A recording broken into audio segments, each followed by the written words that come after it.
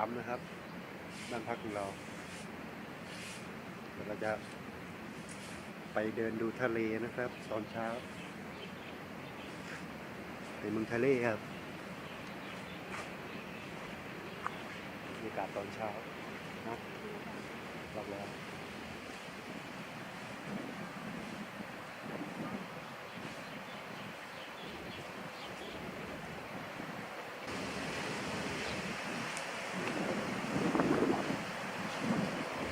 มีฝนด้วยฝน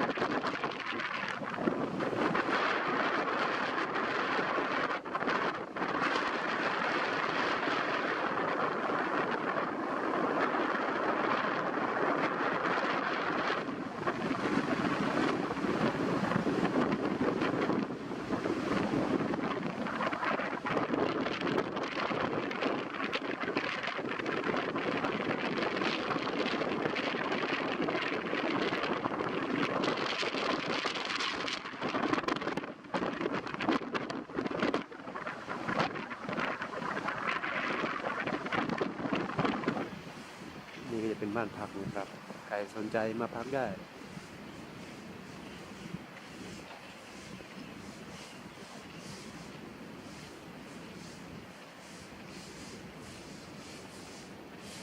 แต่ตอนนี้หัวยองไปหมดแล้วครับหัวยอง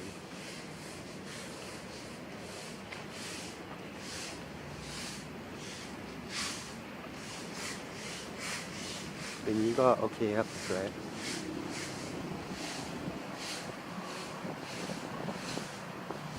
ห้องพักนี้เต็มไปหมดแล้วครับช่วงวันหยุดยาวอันนี้น่าจะโอเคครับ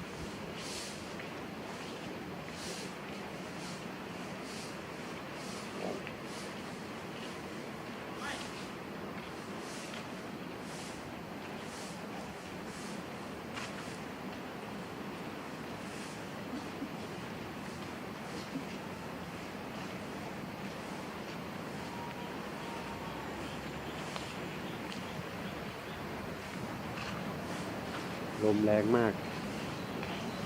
โอเคครับต่อคลิปหน้า